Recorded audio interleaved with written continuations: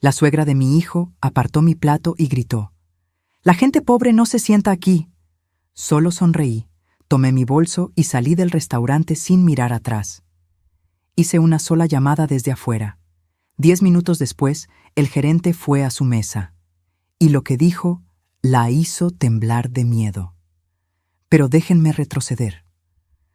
Porque para entender por qué esa mujer terminó temblando frente a todo el restaurante Bellavista, primero tienen que conocer quién soy realmente, no la mujer que ellos creían conocer.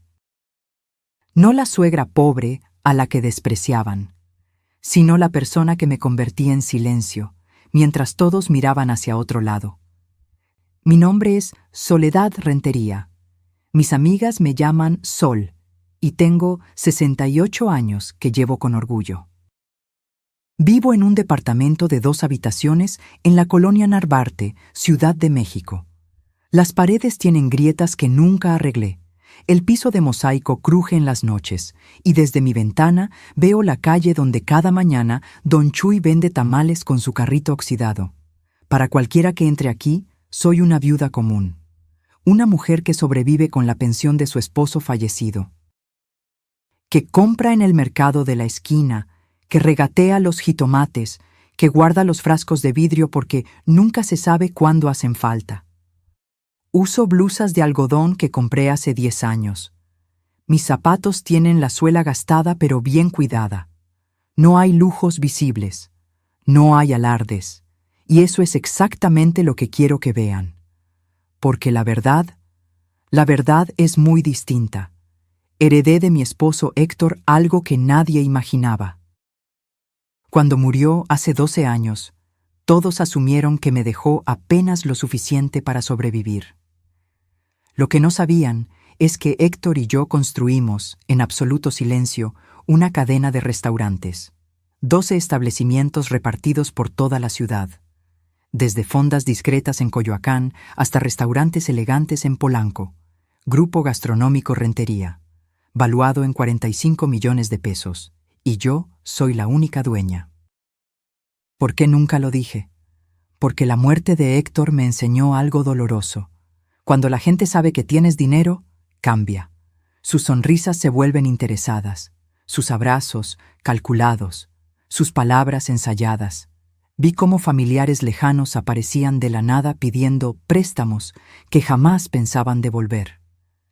Vi cómo me miraban como si fuera un cajero automático con piernas. Entonces tomé una decisión. Guardé el secreto. Viví con sencillez. Dejé que el mundo me viera como una viuda humilde. Y observé quién me visitaba sin esperar nada a cambio. Quién me llamaba solo para preguntar cómo estaba mi día. Quién me amaba por ser Soledad, no por lo que Soledad podía darles. Mi único hijo, Rodrigo, tampoco sabe la verdad completa. Tiene 35 años, es arquitecto, un hombre honesto que trabaja duro. Le enseñé a valorar el esfuerzo, no la herencia. Sabe que su padre le dejó algo, pero cree que apenas alcanza para mi vejez tranquila. Y yo preferí que así fuera. Quería que construyera su vida con sus propias manos, no esperando a que su madre muriera para vivir de rentas. Rodrigo siempre fue buen hijo. Me visitaba cada domingo, me traía pan dulce de la panadería que me gusta, se sentaba conmigo a tomar café de olla mientras me contaba de sus proyectos. Lo crié solo después de que Héctor murió. Fueron años difíciles, pero hermosos. Pensé que lo había educado bien, hasta que conoció a Camila. Al principio, parecía encantadora. Sonrisa amplia, voz dulce, modales impecables. Rodrigo estaba enamorado, y yo quería verlo feliz. Entonces me guardé mis primeras impresiones. Ese brillo en sus ojos cuando medía mi departamento con la mirada.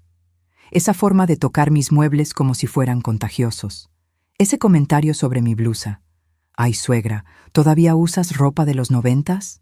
¡Qué tierno!». Me mordí la lengua. Por mi hijo, siempre por mi hijo. Se casaron hace 3 años. La boda fue en un jardín elegante en las afueras de la ciudad. Camila insistió en que yo no necesitaba ayudar con los gastos.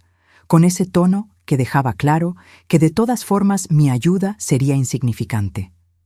Durante la ceremonia, intentó colocarme en las filas traseras para las fotos familiares. «Es que desentonas con el color de las damas de honor, suegra. Mejor te quedas aquí atrás, ¿sí?» Rodrigo no dijo nada. Solo me apretó la mano y susurró: «Mamá, es su día. Dejémosla feliz». Y yo dejé. Porque el amor de madre no tiene condiciones, o eso creía entonces. Pero las cosas empeoraron. Los domingos familiares empezaron a cancelarse. «Ay, suegra, es que tenemos planes». Las llamadas se hicieron más escasas. «Rodrigo está muy ocupado, ¿le digo que te marque después?» Y cuando yo llamaba, escuchaba a Camila al fondo. «Otra vez tu mamá. Dile que estás en una junta». Me tragué la tristeza. La disolví en mi café matutino. La escondí detrás de mi sonrisa cuando finalmente los veía. No quería ser la suegra conflictiva, la que causaba problemas, la que exageraba. Pero entonces conocí a Estela Vega de Montalvo, la madre de Camila, y ahí entendí de dónde salía todo. ¿Qué pasó cuando esa mujer entró en mi vida? ¿Qué palabras salieron de su boca la primera vez que nos vimos? Eso lo descubrirán en un momento. Debería haberlo visto desde el principio. Las señales estaban ahí, brillantes como luces de neón en la oscuridad. Pero el amor de madre es ciego. O peor aún, elige no ver. El día de la boda, llegué temprano al jardín. Llevaba un traje sastre color vino que había mandado hacer especialmente para la ocasión. Nada ostentoso, pero digno, elegante. Me sentía bien, incluso ilusionada. Iba a ver a mi único hijo casarse con la mujer que amaba. ¿Qué más podía pedir? Camila apareció envuelta en tul y encaje, radiante como toda novia debe estar. Pero cuando me vio, su sonrisa perfecta tembló apenas un segundo. Sus ojos me recorrieron de arriba a abajo y supe que había reprobado algún examen invisible. «Suegra», me dijo, acercándose con pasos estudiados, «qué interesante tu conjunto». Interesante. Esa palabra que la gente usa cuando no puede decir lo que realmente piensa. «Gracias, hija», respondí, intentando abrazarla. Pero ella se apartó ligeramente, tocando apenas mi hombro. «Cuidado con el maquillaje. Todavía no está fijado». La fotógrafa empezó a organizar a la familia para las fotos. Camila se colocó al centro, rodeada de sus padres, sus hermanas, sus primas. Un ejército de gente hermosa con vestidos coordinados en tonos pastel. Yo quedé a un lado, esperando mi turno. «Bueno, ahora las fotos con la familia del novio», anunció la fotógrafa. Camila levantó una mano. «Espera, hagamos primero las fotos solo con Rodrigo y sus padrinos, las otras después». Me quedé parada ahí, sosteniendo mi bolso, sintiéndome como un mueble que estorba durante una mudanza. Rodrigo me buscó con la mirada. Pude ver la incomodidad en su rostro, pero Camila ya lo había tomado del brazo, arrastrándolo hacia el jardín central donde la luz era perfecta. Tomaron 20 fotos, 30, 50, con los padrinos, con los amigos del novio, con el perro de la quinta, por el amor de Dios. Cuando finalmente me llamaron, la fotógrafa ya estaba guardando el equipo principal. «Solo unas rápidas con el celular», dijo Camila con esa voz dulce que ya empezaba a sonarme falsa. «Es que se nos hizo tarde y los invitados ya están llegando. 3 fotos. Me tomaron 3 fotos con mi hijo el día de su boda, pero me lo tragué. Sonreí. Aplaudí cuando dijeron, sí, acepto. Lloré cuando se besaron, porque a pesar de todo, mi hijo se veía feliz, y su felicidad era lo único que me importaba. ¿O no? Los primeros meses fueron una ilusión casi perfecta. Rodrigo me visitaba, aunque menos. Me llamaba, aunque más breve. «Tengo que colgar, mamá. Camila me está esperando para cenar». Siempre Camila esperando. Siempre Camila necesitando. Siempre Camila primero. Empecé a notar cosas pequeñas. Cuando yo hablaba, Camila revisaba su teléfono. Cuando yo contaba alguna anécdota, ella bostezaba sin taparse la boca. Cuando yo llevaba comida que había preparado para ellos, la dejaba en el refrigerador hasta que se echaba a perder. «Ay, suegra, es que estamos a dieta, pero gracias». Los domingos, nuestra tradición sagrada desde que Rodrigo era niño, comenzaron a desaparecer. Primero fue: «Mamá, este domingo no podemos. Camila tiene una reunión familiar». Luego: «Es que nos invitaron a un brunch con sus amigas». Después: «Mejor otro día, ¿sí? Es que queremos descansar». Pasaron de cada domingo a 2 veces al mes.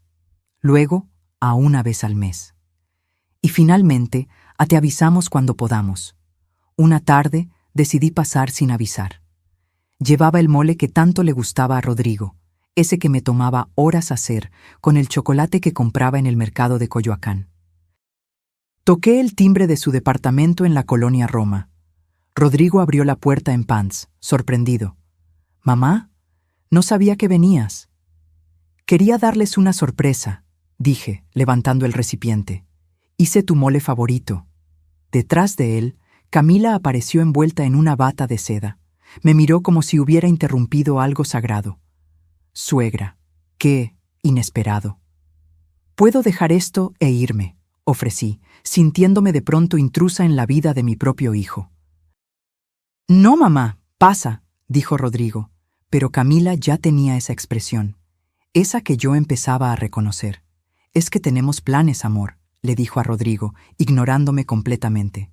«¿Recuerdas? Quedamos de ir al cine con Daniela y su esposo». Rodrigo parpadeó, confundido. «¿Hoy? Pensé que era mañana». «No, cariño, es hoy, a las 6, y ya son las 5». Mentía. Lo supe por cómo evitó mi mirada. Lo supe por cómo sus dedos tamborileaban nerviosos en el marco de la puerta. Estaba inventando una excusa para que yo me fuera. Me quedé 15 minutos, suficientes para dejar el mole, tomar un vaso de agua que nadie me ofreció y escuchar a Camila hablar por teléfono en voz alta. «Sí, ya sé que llegamos tarde. Es que llegó una visita inesperada». Cada palabra cargada de molestia. Cuando salí de ese departamento, con mi bolso vacío y mi corazón pesado, lloré en el elevador, lloré en el metro. Lloré en mi casa, sentada en mi sillón gastado, preguntándome en qué momento me había convertido en una visita inesperada en la vida de mi hijo. Pero lo peor vino después. Una tarde, fui al súper cerca de su casa. Necesitaba comprar algunas cosas y aproveché para pasar por el barrio, con la esperanza secreta de encontrármelos, de tener una de esas casualidades que te permiten compartir un café sin que parezca que estás mendigando atención. Estaba en el pasillo de los lácteos cuando la escuché. La voz de Camila, inconfundible. Me asomé apenas, escondiéndome detrás de una promoción de yogures. Ella estaba con 2 amigas, empujando su carrito, riéndose. «No sabes lo insoportable que es», decía Camila. «Aparece sin avisar, como si nuestra casa fuera hotel de paso. Trae comida que nadie le pidió. Se queda parada ahí esperando a que la invitemos a comer». Una de sus amigas rió. «Ay, todas las suegras son iguales. Creen que porque parieron al hijo, tienen derechos eternos». «Lo peor es que Rodrigo no entiende», continuó Camila. «Le digo que ponga límites, pero es tan blando con ella. Dice que está sola, que perdió a su esposo, y yo le digo, pues que busque amigas, que se meta a un club, a la iglesia, lo que sea, pero que no nos haga su vida entera. Es sofocante, sofocante». Esa palabra se me clavó en el pecho como un clavo oxidado. Salí de ese súper sin comprar nada. Caminé por la calle sin rumbo. Llegué a un parque y me senté en una banca, viendo a las palomas pelear por migajas de pan. ¿Sofocante? Yo, que me había sacrificado para darle la mejor educación a mi hijo, que había trabajado junto a mi esposo sin descanso para construir un futuro, que ahora vivía en silencio, esperando apenas unas migajas de su tiempo. ¿Yo era sofocante? Esa noche, Rodrigo me llamó. Mamá, ¿estás bien? Te llamé 3 veces. Estoy bien, hijo, solo cansada. ¿Quieres que vaya a verte? Quise gritar que sí. Que por favor viniera, que necesitaba abrazarlo y sentir que todavía era su mamá, no una carga. Pero entonces escuché la voz de Camila al fondo. Rodrigo, la cena se va a enfriar. No, hijo, descansa, nos vemos otro día. Colgué antes de que pudiera responder. Me quedé sentada en mi cocina, con las luces apagadas, sintiendo cómo el silencio me devoraba. Afuera, escuchaba el ruido de la ciudad.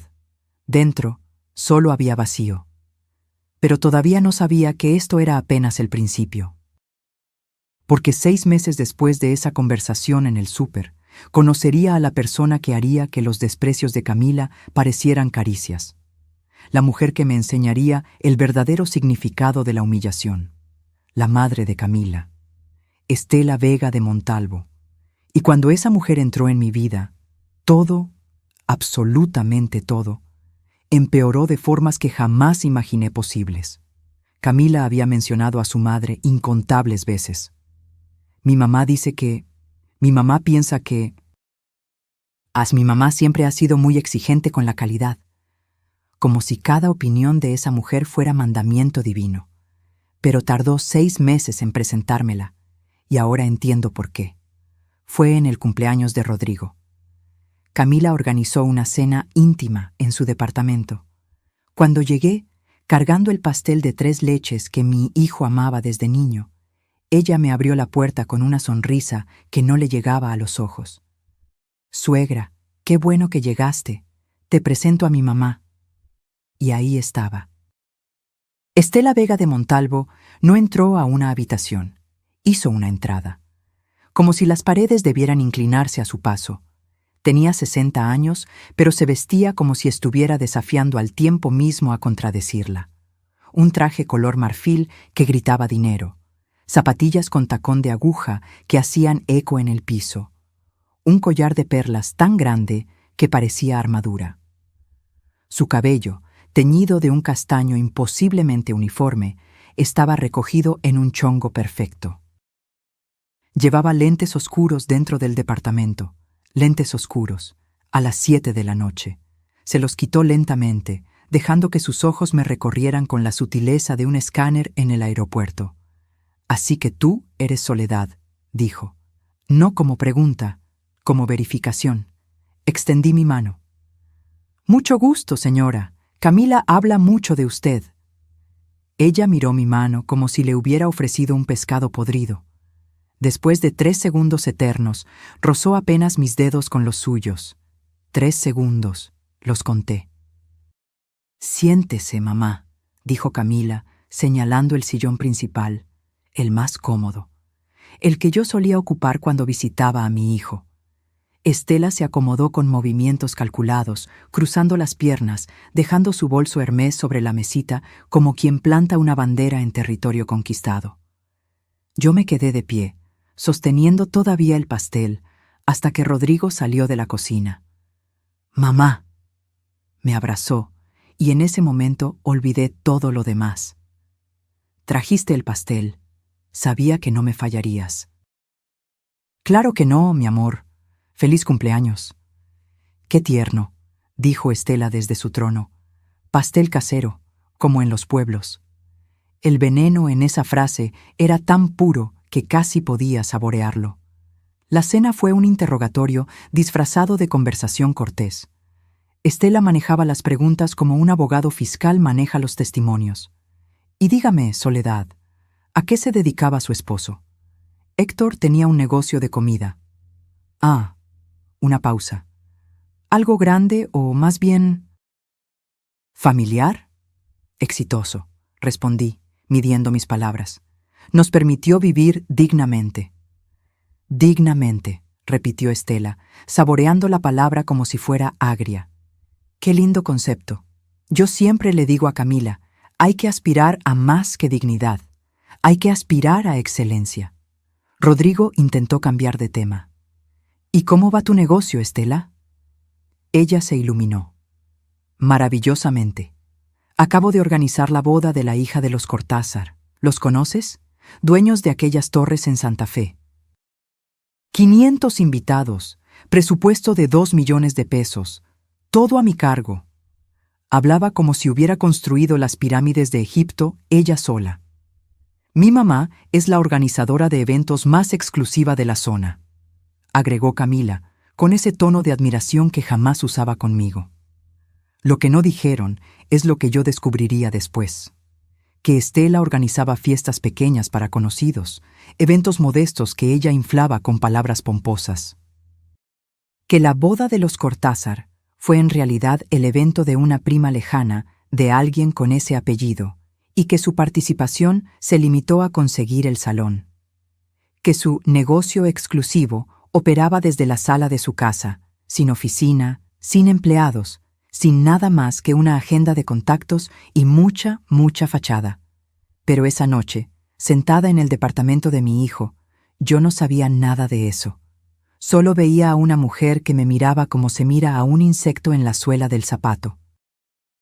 Después de la cena, mientras Rodrigo cortaba el pastel, Estela se acercó a mí en la cocina. Yo estaba lavando algunos platos, porque mis manos necesitan mantenerse ocupadas cuando estoy nerviosa. «Déjeme preguntarle algo, Soledad», dijo, recargándose en la barra con esa postura de quien está a punto de soltar una bomba. «¿Y usted de qué vive ahora? Porque entiendo que su esposo falleció hace años». «De mis propios recursos, señora Estela». «¿Recursos?». Su ceja se arqueó. «¿Qué tipo de recursos?». «Los suficientes para mi vida». «Ya veo». Me miró de arriba a abajo nuevamente. «Es que me preocupa, ¿sabe? Camila me cuenta que Rodrigo todavía le ayuda económicamente de vez en cuando. Y pues, los muchachos ahora van a tener gastos de bebé». Se llevó una mano al pecho, teatral. «No quisiera que mi hija y mi yerno se vieran en apuros por mantener a... Bueno, ya me entiende». Sentí cómo la sangre me hervía, pero mantuve la voz calmada. «Rodrigo no me mantiene, señora. Jamás le he pedido un peso». «Ah, claro, claro», sonrió, esa sonrisa de tiburón que vería tantas veces después. «No lo tome a mal, solo estoy cuidando a mi hija, porque criar a Camila me costó muchísimo, ¿sabe? Escuelas privadas, viajes al extranjero, cursos de etiqueta. No cualquiera puede darse esos lujos». Etiqueta.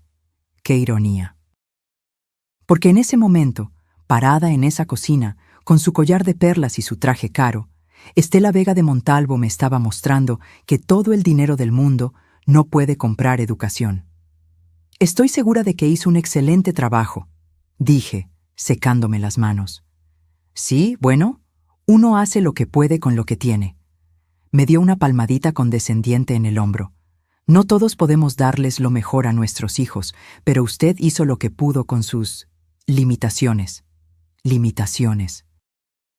Esa mujer no tenía idea de que estaba parada en la cocina de un departamento que yo podría comprar 20 veces sin parpadear. Que el pastel casero, que tanto despreció, llevaba ingredientes más caros que toda su exclusiva operación de eventos. Que las limitaciones que tanto mencionaba eran pura fantasía de su mente clasista.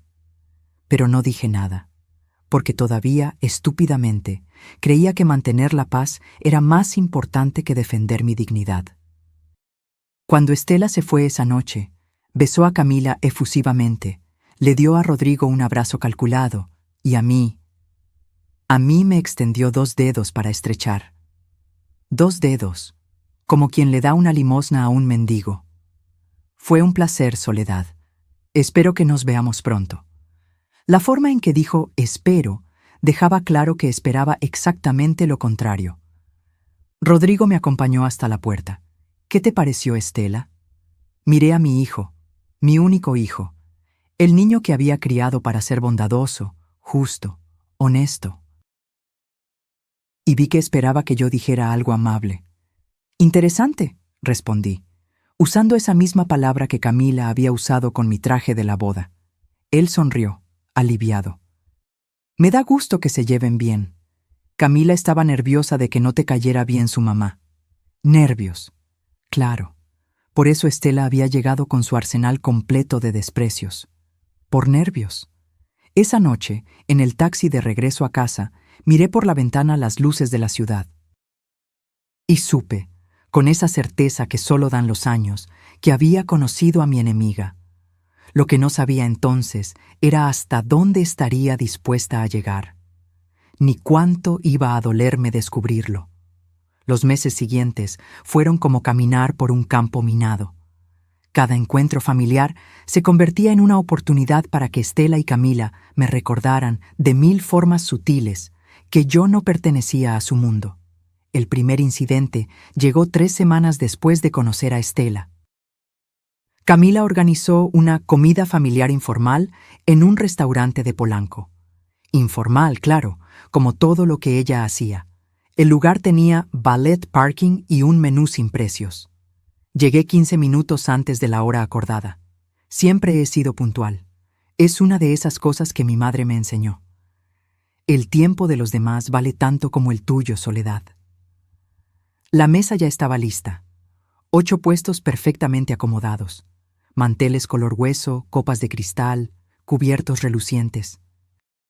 Estela ya estaba sentada en la cabecera, junto a Camila. Cuando me vio entrar, su sonrisa se congeló apenas un segundo. Ese tipo de pausa que te dice que tu presencia no estaba en el plan original. «Suegra, llegaste temprano», dijo Camila sin levantarse.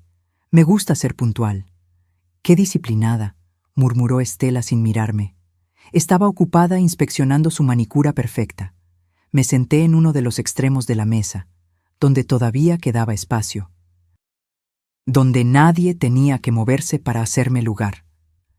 Rodrigo llegó 10 minutos después, con un compañero de trabajo.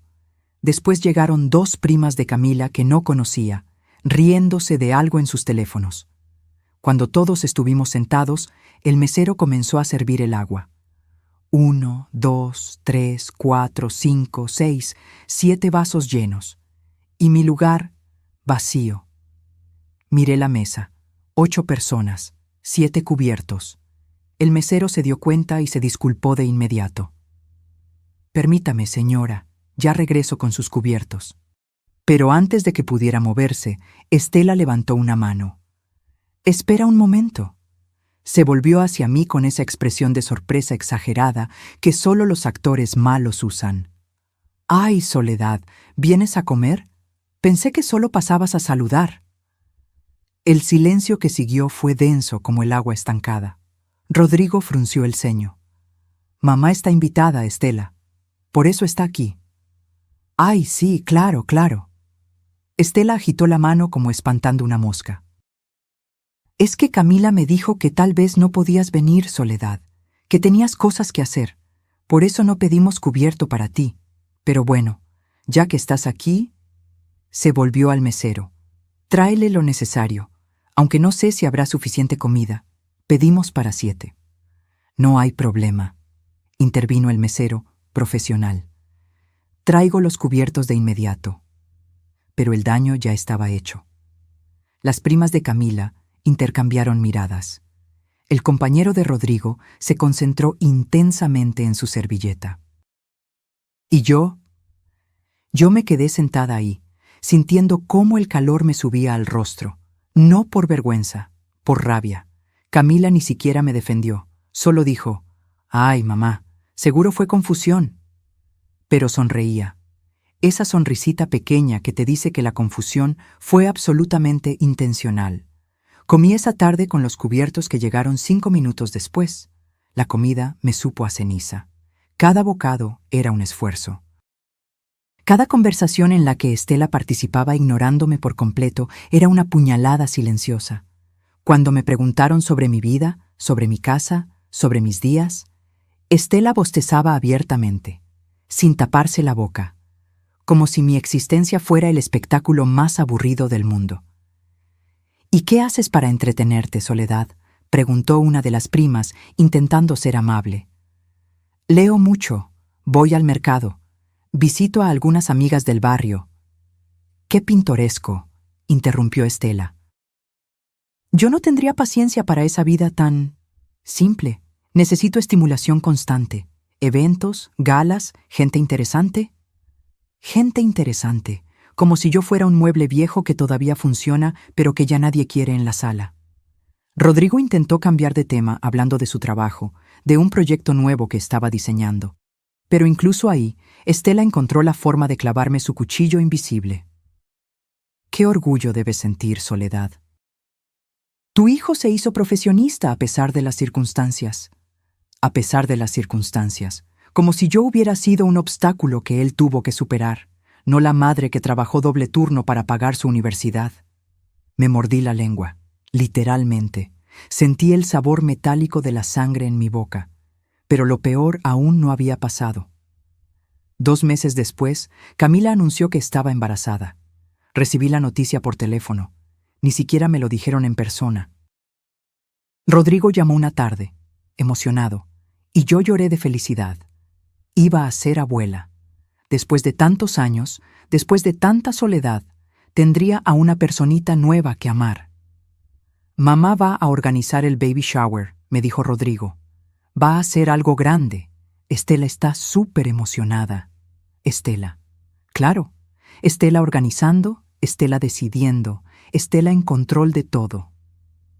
¿Cuándo es?, pregunté, para no hacer planes ese día. El 23 de abril. Te voy a mandar la invitación por WhatsApp. Esperé. Pasó una semana, 2 semanas. Nada. Le escribí a Rodrigo. Hijo, no me ha llegado la invitación. Estela mandó las invitaciones por correo postal. Debe llegarte pronto. Llegó. El 24 de abril. Un día después del evento. El sobre estaba dirigido a una dirección equivocada. Calle Hidalgo 847. Yo vivo en Hidalgo 487. Un error tan conveniente que dolía. Llamé a Rodrigo inmediatamente. Hijo, la invitación llegó mal. El baby shower fue ayer, ¿verdad? Hubo una pausa. Mamá, sí. Pensamos que no querías ir. Como no confirmaste, nunca recibí la invitación a tiempo. Otra pausa, más larga. Déjame hablar con Camila. No volvió a llamar ese día, ni al siguiente. Cuando finalmente lo hizo, 3 días después, su voz sonaba cansada. Fue un error del correo, mamá. Estela está muy apenada.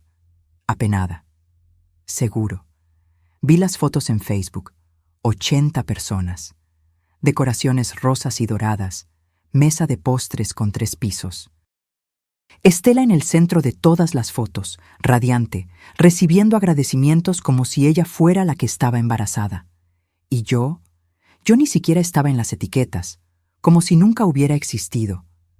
Pero me dije a mí misma, cuando nazca la bebé, todo cambiará. Cuando tenga a mi nieta en brazos, nada de esto importará. Qué ingenua fui. El 14 de septiembre, a las 3:42 de la madrugada, nació Emilia, mi nieta. 5 kilos de perfección envuelta en una mantilla rosa. Rodrigo me llamó llorando de felicidad.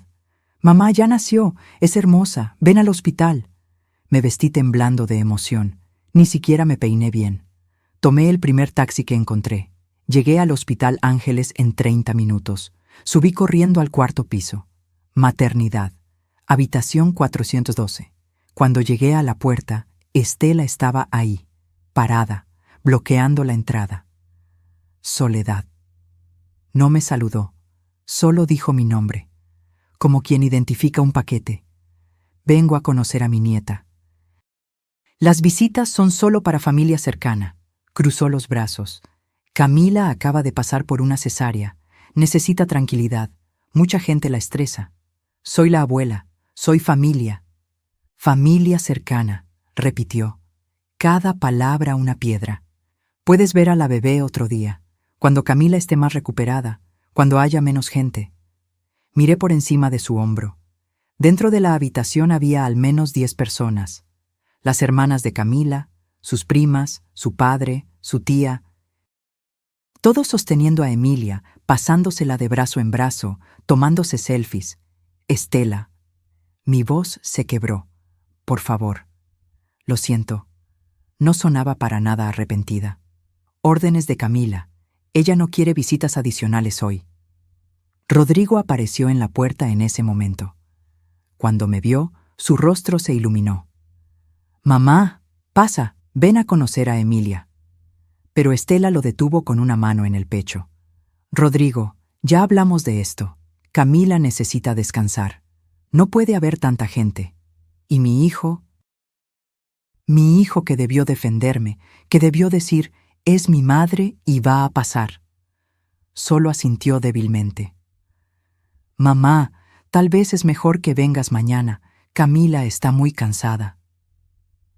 Me quedé parada en ese pasillo de hospital, con el peluche de jirafa que había comprado para mi nieta, con las lágrimas quemándome los ojos, viendo cómo Estela cerraba la puerta en mi cara. Y en ese momento, algo dentro de mí se rompió. Pero todavía no sabía cuánto más podía romperse. Durante 3 meses después del nacimiento de Emilia, vivía en un limbo extraño. Veía a mi nieta en cuentagotas, 15 minutos aquí, media hora allá, siempre cuando a Camila le convenía, siempre bajo supervisión, como si fuera una extraña peligrosa en lugar de la abuela. Cada noche me acostaba con un nudo en el estómago. Las pastillas para dormir que el doctor me había recetado dejaron de funcionar.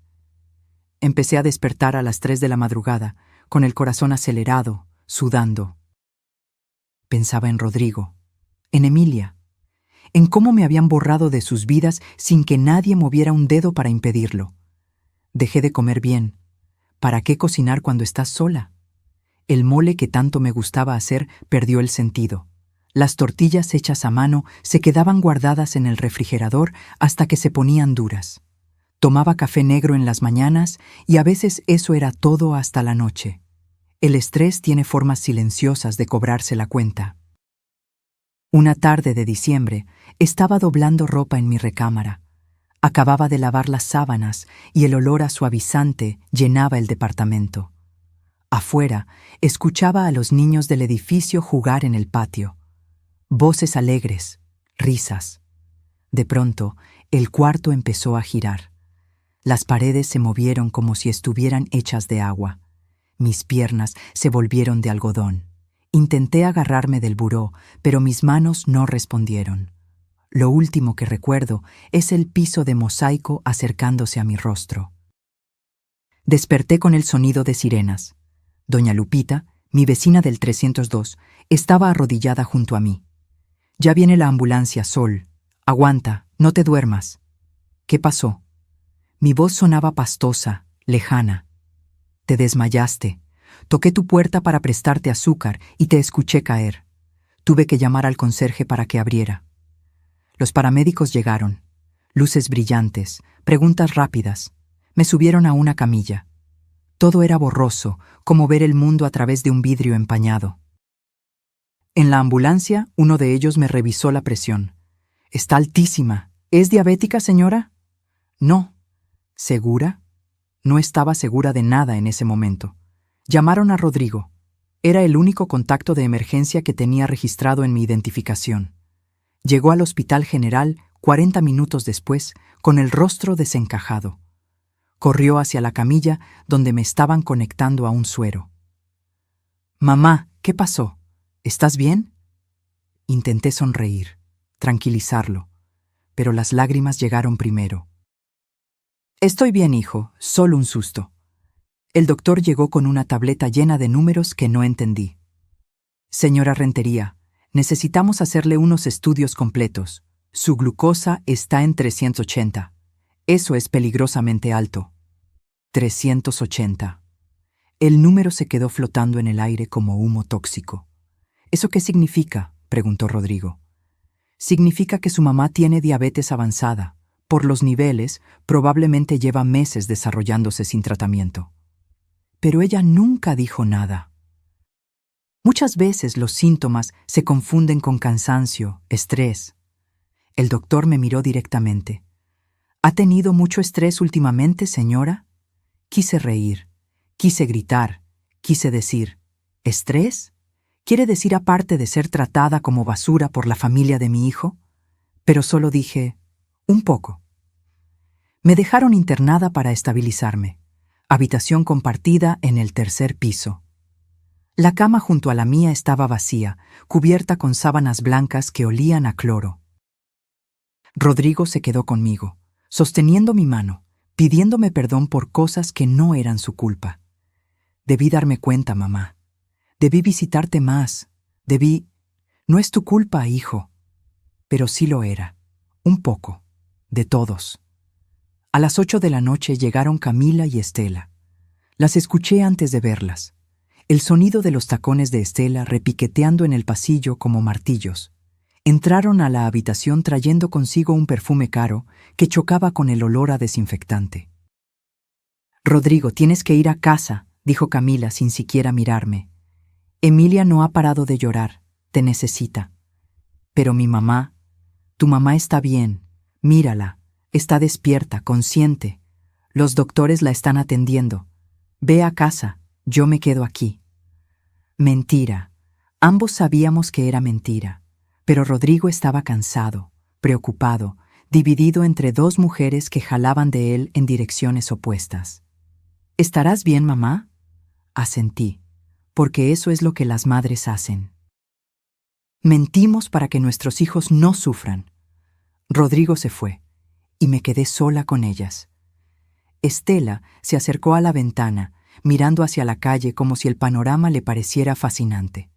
¡Qué lugar tan austero! Nunca había estado en un hospital público. «Es un buen hospital», dije, mi voz apenas un susurro. Se volteó hacia mí.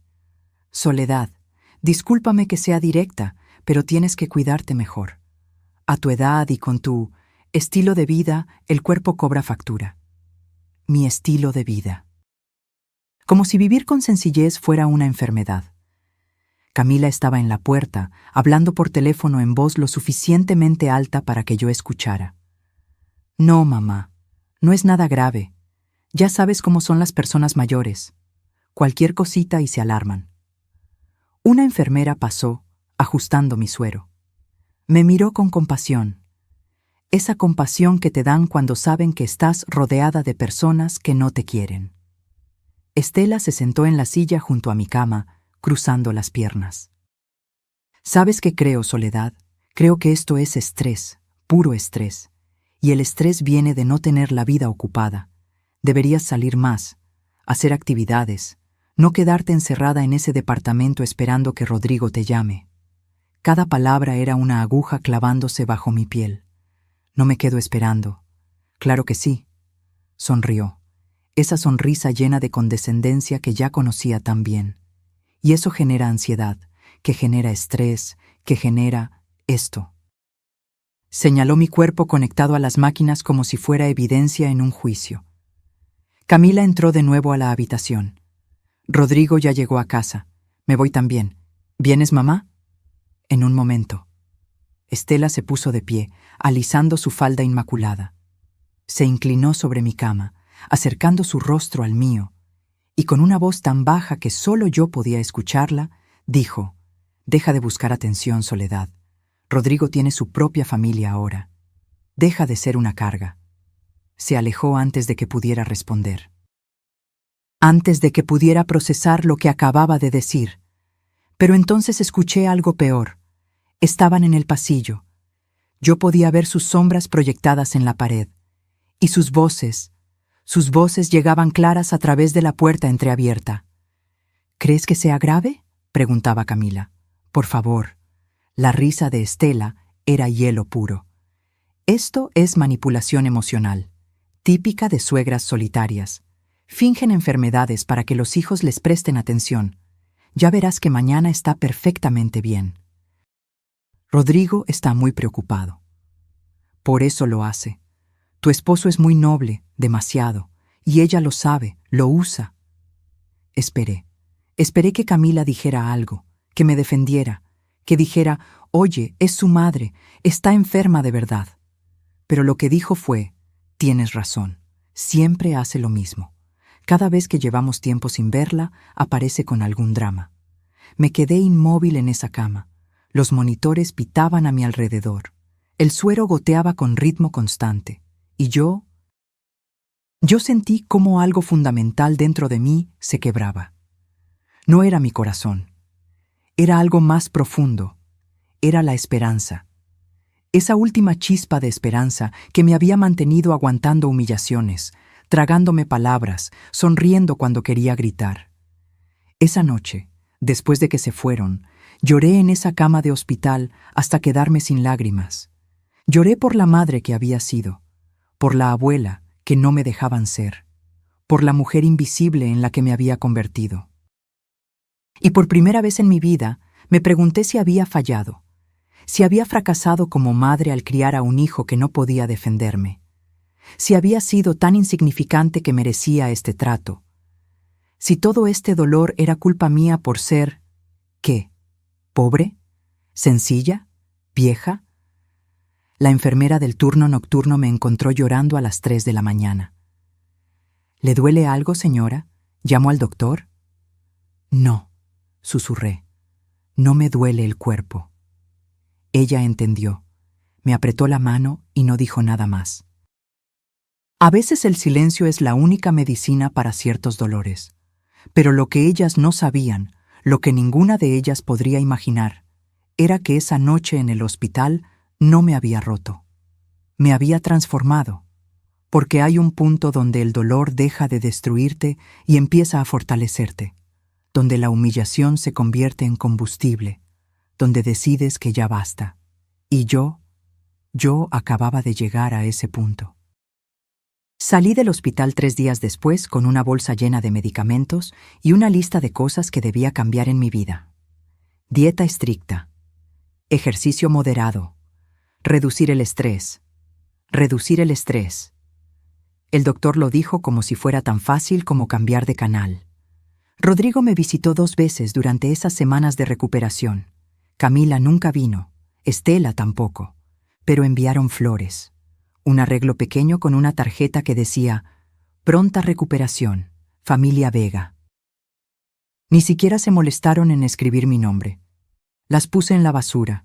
Pasaron 2 semanas cuando Rodrigo me llamó con una propuesta. «Mamá, quiero que almorcemos juntos, los 4, tú, yo, Camila y Estela, como familia». Mi primera reacción fue decir que no. Inventar una excusa. Pero entonces escuché algo en su voz, algo que sonaba a súplica, a necesidad de que todo estuviera bien entre las personas que amaba. ¿Dónde?, pregunté. En el restaurante Bellavista, en Polanco. El sábado a las 2. Bellavista. Uno de los restaurantes de mi cadena, uno de los más elegantes, con manteles de lino importado y cubiertos de plata antigua, con un chef que había ganado premios internacionales, con una lista de espera de 2 meses para conseguir mesa. Una mesa que yo podía conseguir con una llamada. El sábado me vestí con cuidado, nada ostentoso. Una blusa de algodón color marfil que me había regalado una amiga. Pantalones café que usaba para salir al mercado. Zapatos cómodos. Mi bolso de piel gastado, el que había sido de mi madre, con esa mancha de tinta que nunca pude quitar, pero que me recordaba su letra en las cartas que me escribía. Me miré al espejo. 68 años me devolvían la mirada, arrugas que contaban historias, canas que había dejado de teñir hace años, manos trabajadoras con venas marcadas, y por primera vez en meses me gustó lo que vi, porque esa mujer había sobrevivido, había construido, había amado. Y no merecía ser tratada como basura. Llegué al Bellavista a las 2 en punto. El valet se ofreció a estacionar un auto que no existía. «Vine en Uber», le dije. Me miró de arriba abajo con esa expresión que ya conocía. La que dice, «¿Qué hace esta señora aquí?». Adentro, el restaurante era exactamente como lo recordaba. Paredes color crema. Lámparas de cristal que lanzaban pequeños arcoíris por todas partes. El murmullo elegante de conversaciones en voz baja.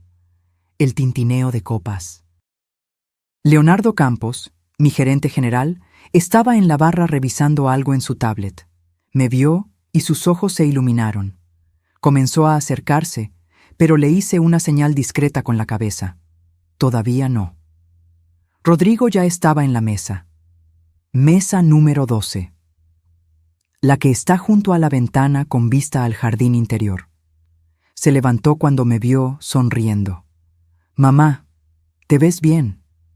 «Gracias, hijo». Estela y Camila llegaron 15 minutos tarde, porque las personas importantes siempre llegan tarde. Es parte del show. Estela traía un vestido color champán que probablemente costó más de lo que ella ganaba en 3 meses. Camila llevaba un conjunto negro con tacones tan altos que caminaba como Bambi recién nacido. Ambas con lentes oscuros que no se quitaron hasta que se sentaron. «Soledad», dijo Estela a modo de saludo. Ni siquiera un «buenas tardes», solo mi nombre, como quien identifica un paquete. Nos sentamos. El mesero trajo la carta. Precios que hacían que Estela levantara las cejas, impresionada. «¿Qué lugar tan exclusivo, Rodrigo? ¿Cómo conseguiste mesa aquí?» «Tengo mis contactos», dijo él, guiñándome un ojo. «Contactos. Si supiera. Ordenamos». Estela pidió el corte de carne más caro. Camila ordenó ensalada porque estaba cuidando la figura post-embarazo. Rodrigo pidió pasta. Yo pedí el salmón al horno con verduras asadas. La comida llegó en esos platos blancos enormes, donde la presentación vale más que el hambre. Todo perfecto, todo calculado. Como siempre había instruido a mis chefs, estábamos a mitad de la comida cuando sucedió.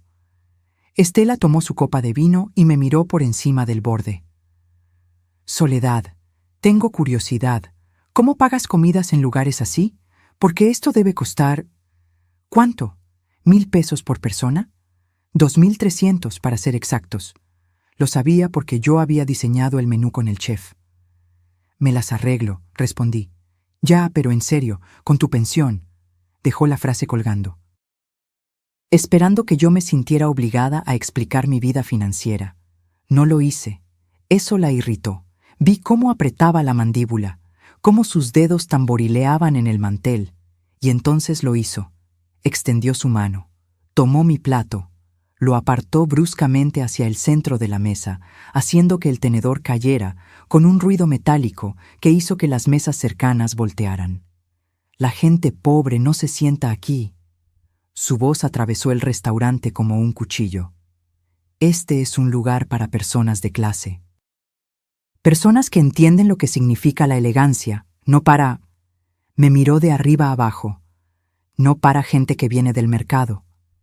El silencio que siguió fue absoluto.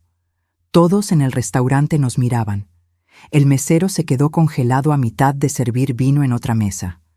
El sommelier dejó de respirar. Hasta la música de fondo pareció detenerse. Camila se rió. Una risa nerviosa, pero risa al fin. «Suegra, entiende tu lugar. Esto no es un comedor comunitario». Miré a Rodrigo, esperando, rogando que dijera algo, lo que fuera. Se quedó mudo, paralizado, la boca abierta, los ojos grandes, como un niño que presencia un accidente y no sabe qué hacer. Y algo dentro de mí, algo que había estado agrietándose durante meses, finalmente se rompió, pero no hacia adentro, hacia afuera. Me puse de pie, lentamente, con la dignidad de quien ha vivido demasiado como para que le roben lo último que le queda. Respiré profundo. El aire olía a comida cara y perfume más caro aún. «Tienen razón», dije, mi voz tranquila, firme, sin temblor. «Hay lugares donde no pertenezco». Tomé mi bolso, ese bolso gastado que tanto despreciaban, pero no porque sea pobre. Las miré directamente a los ojos, primero a Estela, luego a Camila, sino porque tengo dignidad, algo que ustedes no podrían comprar ni con todo el dinero del mundo. Caminé hacia la salida, cabeza en alto, espalda recta, pasos firmes. Escuché a Rodrigo levantarse. «Mamá, espera». Pero no me detuve. Salí del restaurante. El aire fresco de la tarde me golpeó el rostro. Había un árbol de jacarandas afuera, sus flores púrpuras cayendo como lágrimas sobre la banqueta. Me detuve bajo su sombra. Saqué mi teléfono. Marqué un número que tenía guardado como Oficina Emergencias. Leonardo Campos contestó al segundo timbre. Señora Rentería, ¿está todo bien? Leo, estoy afuera del Bellavista. Necesito que vayas personalmente, ahora. Mesa 12. Manda a Octavio contigo con el libro de reservaciones VIP. ¿Algún problema? Digamos que es momento de que algunas personas conozcan a la verdadera dueña de los restaurantes donde les gusta presumir. Escuché su sonrisa a través del teléfono. Voy en camino, 3 minutos. Colgué. Me senté en una banca del parque de enfrente. Desde ahí podía ver la entrada del restaurante, ver el movimiento dentro, ver las siluetas de Estela y Camila celebrando su pequeña victoria. Celebrando que habían logrado humillarme. Celebrando que finalmente me habían puesto en mi lugar. Miré mi reflejo en la pantalla del teléfono y sonreí, porque durante 40 años construí un imperio en silencio. Toleré los desprecios por amor a mi hijo. Me hice invisible porque creí que eso me protegería. Pero hoy cruzaron una línea que no sabían que existía, y ya no iba a ser invisible. Nunca más. Desde mi banca en el parque, observaba la entrada del Bellavista como quien observa una obra de teatro esperando el acto final. Las flores de jacaranda caían a mi alrededor, formando una alfombra púrpura sobre el concreto. El sol de la tarde pintaba todo de dorado, casi poético, casi perfecto, casi justicia. Saqué un pañuelo de mi bolso y limpié una lágrima que se había escapado. No de tristeza, de rabia pura, de indignación cristalizada en agua salada. 40 años. 40 años construyendo lo que tenía, siendo prudente, siendo invisible. Héctor y yo trabajamos 14 horas diarias cuando abrimos el primer restaurante, una fonda pequeña en Coyoacán que casi nadie conocía. Lavábamos los trastes nosotros mismos después de cerrar. Contábamos cada peso, soñábamos cada expansión. Cuando Héctor murió, todos esperaron que vendiera. ¿Para qué quieres un negocio, Soledad? Eres mujer, eres viuda. No entiendes de esas cosas. Pero les demostré que estaban equivocados, sin hacer ruido, sin presumir, solo trabajando. Compré el segundo restaurante, luego el tercero, después una cadena pequeña que estaba en quiebra. La levanté, la pulí, la convertí en algo rentable. 12 restaurantes, 45 millones de pesos, empleados que dependían de mí, familias que comían gracias a las decisiones que yo tomaba cada día desde mi oficina discreta en el centro. Y esta mujer. Esta Estela Vega de Montalvo, que se creía la reina del universo, me había apartado el plato como si fuera basura. Miré mi teléfono. 3 minutos desde la llamada. Leonardo debía estar llegando. Y entonces lo vi. Un Mercedes negro se detuvo frente al restaurante. Del asiento del conductor bajó Leonardo Campos. 45 años. Traje gris impecable. Corbata azul marino. Ese porte de hombre que sabe exactamente quién es y qué representa. Octavio Méndez, el gerente del Bellavista, salió a recibirlo. Los vi hablar brevemente en la entrada. Vi cómo Octavio palideció, cómo asentía rápidamente, cómo sus manos temblaban ligeramente al sostener la tablet que siempre cargaba. Entraron juntos. Me incliné hacia adelante en la banca. Mi corazón latía rápido, no de miedo, de anticipación.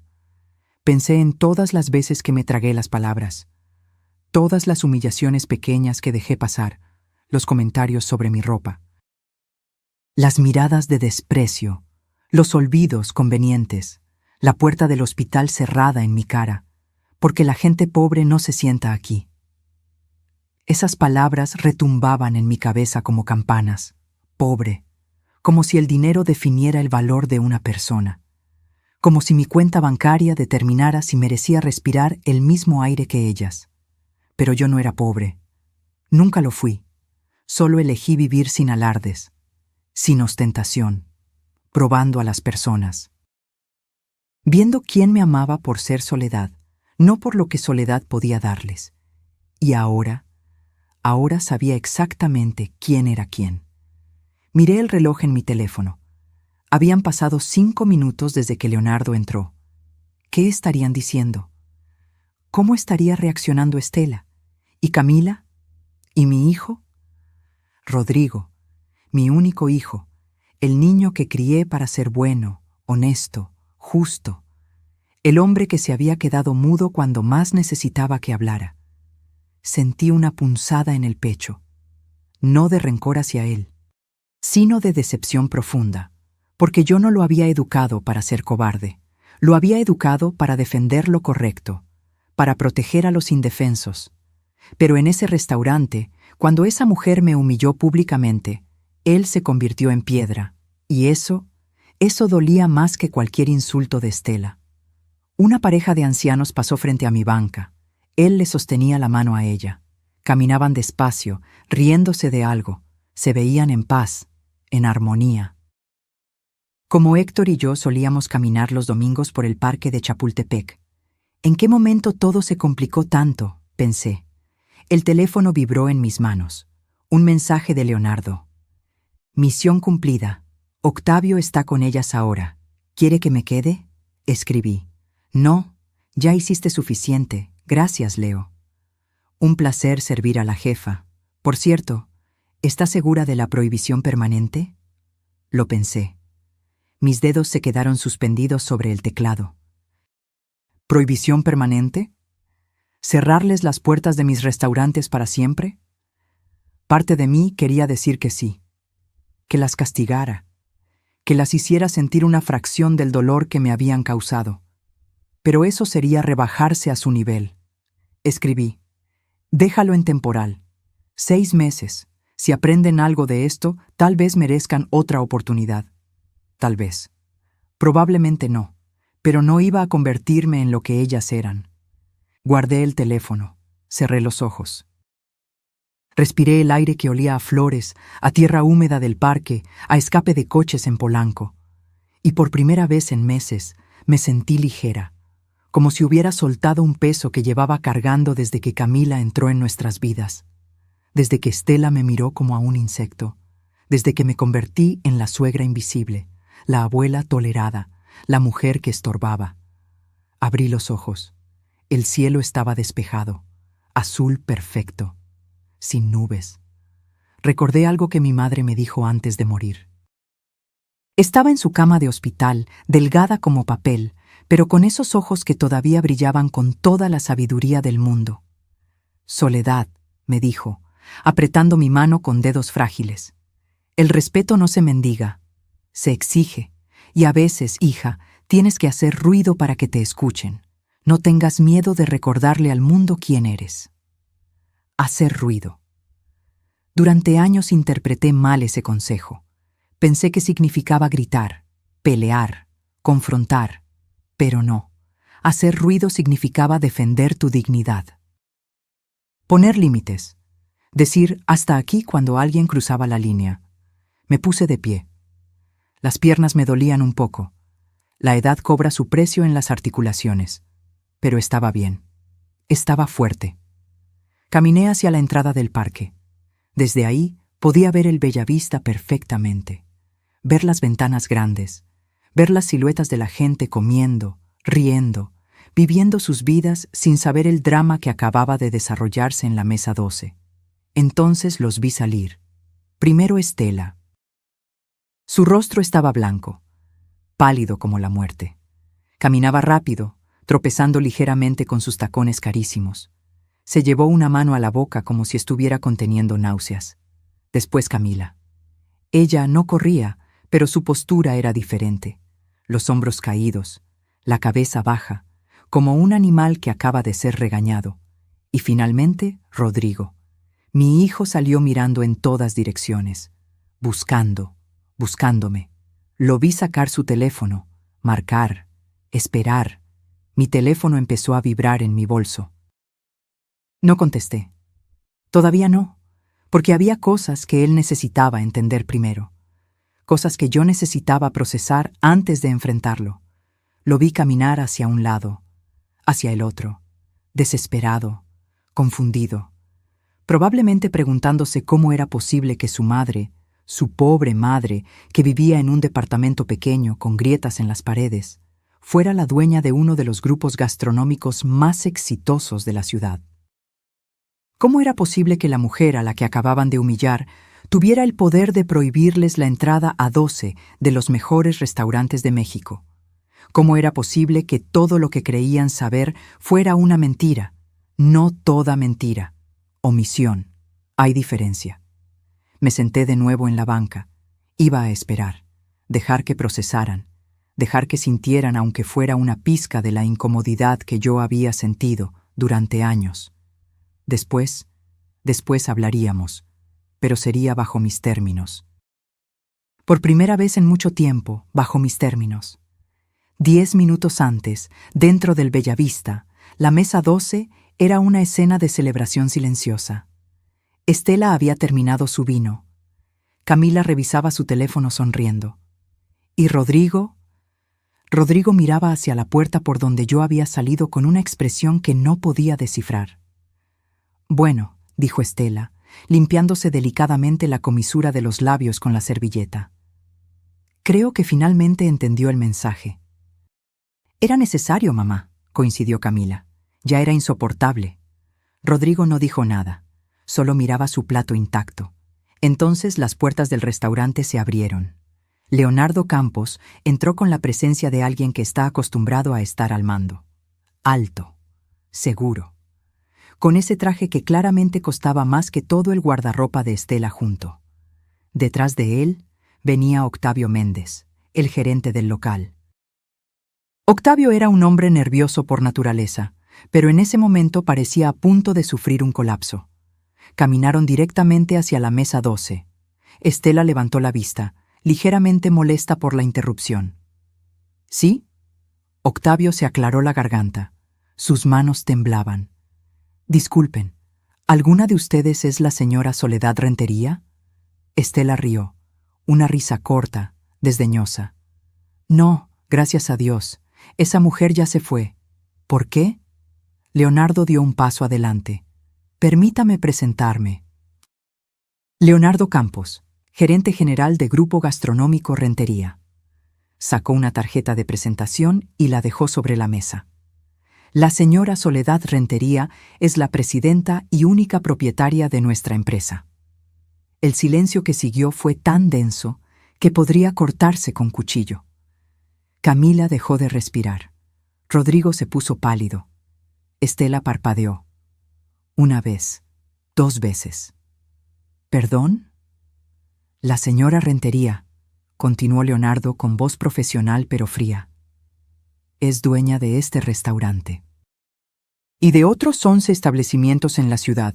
Grupo Gastronómico Rentería tiene un valor estimado de 45 millones de pesos. Octavio abrió su tablet con manos temblorosas. La reservación de hoy fue hecha por la señora Rentería personalmente. Mesa número 12, bajo su nombre corporativo. Le mostró la pantalla a Estela. Ahí estaba, claro como el agua. Reservación VIP, S, Rentería, Presidenta GGR, Mesa 12, 14, CEU HRS. El rostro de Estela pasó de blanco a verde. Sus labios temblaron. La mano con la que sostenía la copa de vino empezó a temblar tanto que el líquido se derramó sobre el mantel blanco. Eso es... No podía terminar la frase. ¿Imposible? Leonardo sonrió, pero no era una sonrisa amable. Le aseguro que es completamente real. La señora Rentería construyó este negocio junto a su esposo hace 40 años. Después de su fallecimiento, ella tomó el control total. Ha sido una líder excepcional. Discreta, pero excepcional. Camila había dejado caer su teléfono. Pero ella vive en Narvarte, en un departamento pequeño, compra en el mercado, su ropa. Es su decisión, interrumpió Leonardo. La señora Rentería prefiere vivir con sencillez. No es mi lugar juzgar las decisiones personales de mi jefa, pero sí es mi responsabilidad hacer cumplir sus instrucciones. La palabra jefa cayó como una bomba. Rodrigo finalmente encontró su voz. Mi madre es... ¿La dueña de todo esto? Y mucho más, confirmó Octavio. El Bellavista es solo uno de nuestros establecimientos. Tenemos presencia en Polanco, Roma, Condesa, Coyoacán, San Ángel. Estela se puso de pie bruscamente. La silla cayó hacia atrás con un ruido que hizo que todas las mesas cercanas voltearan. Esto es ridículo. Esa mujer no puede ser. Ella es una... ¿Qué? Leonardo la miró directamente. ¿Una mujer humilde? ¿Una viuda que viste con sencillez? ¿Alguien a quien ustedes creyeron que podían menospreciar? El veneno en su tono era inconfundible. La señora Rentería, continuó, me instruyó que les informara lo siguiente. Ustedes ya no son bienvenidas en ninguna de nuestras propiedades, no en este restaurante, ni en los otros 11. La prohibición es efectiva inmediatamente y durará 6 meses. Después de ese tiempo, podrán solicitar que se levante la restricción. ¡No pueden hacer eso!, chilló Estela. Su voz había perdido toda la compostura elegante. Ahora sonaba aguda, desesperada. «Esto es discriminación. Voy a demandar. Conozco a abogados». «Está en su derecho», respondió Leonardo sin inmutarse. «Pero les recuerdo que este es un negocio privado. La señora Rentería tiene todo el derecho de decidir a quién sirve, especialmente después de que ustedes la humillaron públicamente en su propio establecimiento». Camila comenzó a llorar. Lágrimas de pánico, no de tristeza. Yo no sabía. Si hubiera sabido... ¿Qué?, preguntó Octavio. ¿La habrían tratado mejor? ¿La habrían respetado? Qué interesante que el respeto solo llegue cuando hay dinero de por medio. Rodrigo se puso de pie. Su rostro era una mezcla de shock, vergüenza y algo que parecía horror. Necesito hablar con mi madre. ¿Dónde está? Eso tendrá que preguntárselo usted, dijo Leonardo. Mi trabajo era solo entregar el mensaje y asegurarme de que ustedes entendieran las consecuencias de sus acciones. Giró sobre sus talones y comenzó a alejarse. Octavio lo siguió, pero antes de irse se volteó hacia la mesa. Les sugiero que se retiren. Su presencia está haciendo sentir incómodos a nuestros otros clientes. Y tenía razón. Toda la sección del restaurante los miraba, algunos con curiosidad, otros con desprecio evidente. Las mesas susurraban. Los meseros intercambiaban miradas. Estela intentó recomponerse. Levantó la barbilla. Trató de caminar con dignidad hacia la salida, pero sus piernas temblaban tanto que tropezó con sus propios tacones. Tuvo que sostenerse de una silla para no caer. Camila la siguió, con el rostro hundido en las manos, sollozando. ¿Y Rodrigo? Rodrigo caminó como zombi, como alguien que acaba de descubrir que toda su realidad era una mentira. Cuando llegaron a la entrada, el valet les devolvió las llaves del auto de Estela. Ella las tomó con manos temblorosas. Se subió al auto, encendió el motor, pero no se movió. Se quedó ahí sentada, aferrando el volante, con los ojos vidriosos mirando al vacío. Porque en ese momento, Estela Vega de Montalvo entendió algo fundamental. Todo su pequeño mundo de fachadas y presunciones acababa de colapsar. La mujer a la que había tratado como basura resultó ser alguien 1000 veces más poderosa que ella. Y lo peor era que esa mujer había tenido la oportunidad de humillarla desde el principio, pero eligió no hacerlo. Eligió darles oportunidades. Eligió ser amable. Eligió tolerar, hasta que ellas cruzaron la línea. Dentro del auto, Camila sollozaba. «Mamá, ¿qué vamos a hacer? Rodrigo va a divorciarse de mí, lo sé. Sé cómo miró a su mamá cuando salió del restaurante». Estela no respondió. No podía, porque por primera vez en su vida no tenía respuestas, no tenía excusas. No tenía a quién culpar excepto a sí misma, y ese era el peor castigo de todos. Rodrigo me encontró 40 minutos después. Yo seguía en el parque, sentada bajo el árbol de jacarandas. Había comprado un elote de un vendedor ambulante y lo comía despacio, saboreando cada grano. El señor que lo vendía me había dado extra chile y limón sin que yo pidiera. «Pa' que sepa más rico, ceñito», me dijo con una sonrisa sin dientes. Vi a Rodrigo cruzar la calle casi corriendo. Esquivó 2 autos que le tocaron el claxon. No le importó. Tenía esa expresión de desesperación absoluta. Cuando llegó frente a mí, se detuvo, jadeando, con las manos en las rodillas, como si acabara de correr un maratón. «Mamá», no respondí. Seguí comiendo mi elote. «Mamá, por favor, necesito que hablemos». «Siéntate, Rodrigo». Señalé el espacio junto a mí en la banca. Se sentó. Y entonces vi algo que no había visto en años: a mi hijo llorar. No lágrimas silenciosas, llanto completo. Sollozos que le sacudían los hombros, la cara roja, los ojos hinchados. «¿Por qué nunca me dijiste?» Su voz se quebraba con cada palabra. «¿Por qué me dejaste creer que apenas tenías para vivir?» Terminé mi elote. Limpié mis manos con una servilleta de papel. La tiré en el bote de basura cercano. Solo entonces lo miré. «Porque quería que me amaras por ser tu madre, no por mi dinero. Pero yo te amo, siempre te he amado». «¿Sí?» Mi voz era tranquila, demasiado tranquila. «¿Me amaste cuando tu suegra me cerró la puerta del hospital en la cara? ¿Me amaste cuando Camila se rió de mi ropa? ¿Me amaste hace 1 hora cuando Estela me humilló públicamente y tú te quedaste callado como una estatua?» Se tapó la cara con las manos. Lo sé, y me odio por eso. Fui un cobarde, el peor hijo del mundo. Pero mamá tenía miedo. ¿Miedo de qué? De perder a Camila, de que se enojara, de causar problemas. ¿Y perderme a mí? Lo miré directo a los ojos. «¿Eso no te daba miedo?» No pudo sostenerme la mirada. «Rodrigo, te crié solo. Tu padre murió cuando tenías 23 años. Trabajé día y noche para que no te faltara nada, para que estudiaras, para que tuvieras oportunidades. Y nunca, jamás, te pedí nada a cambio, porque eso es lo que hacen las madres. Aman sin condiciones». «Lo sé». «No, no lo sabes». Me puse de pie. Él se levantó también. «Porque si lo supieras, me habrías defendido.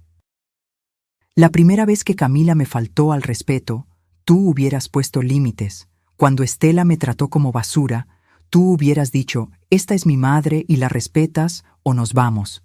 Pero no lo hiciste. Elegiste la paz falsa sobre mi dignidad. Tienes razón, en todo. Fui egoísta, débil. Pero mamá, por favor».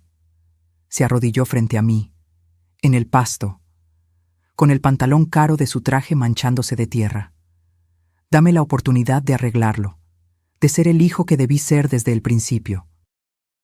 Lo miré ahí, arrodillado, y mi corazón se partió, porque era mi hijo, mi único hijo, el niño que solía correr hacia mí cuando se caía en el parque, el adolescente que lloraba en mi hombro cuando le rompieron el corazón por primera vez, el hombre que me abrazaba los domingos y me decía: «Te quiero, mamá», sin que yo tuviera que pedírselo. Pero también era el hombre que me había fallado. «Levántate, Rodrigo».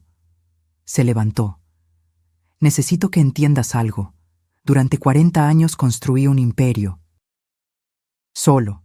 Después de que tu padre murió, todos esperaban que fracasara, que vendiera, que me rindiera. Pero no lo hice, porque soy más fuerte de lo que cualquiera imagina». Saqué mi teléfono. Abrí la aplicación de mi banco. Le mostré el saldo. 45.352.122 pesos con 47 centavos. Sus ojos se abrieron como platos. «Esto», continué, «es solo lo líquido. No incluye las propiedades, los restaurantes, las inversiones. Tengo suficiente dinero para vivir cómodamente el resto de mi vida, para darte una herencia que te permita retirarte mañana si quisieras, para comprarle a Emilia su educación completa hasta la universidad». «Mamá, pero el dinero no es el punto, ¿verdad? Nunca lo fue. El punto es el respeto, la dignidad, El amor genuino que no depende de cuentas bancarias o estatus social. Guardé el teléfono.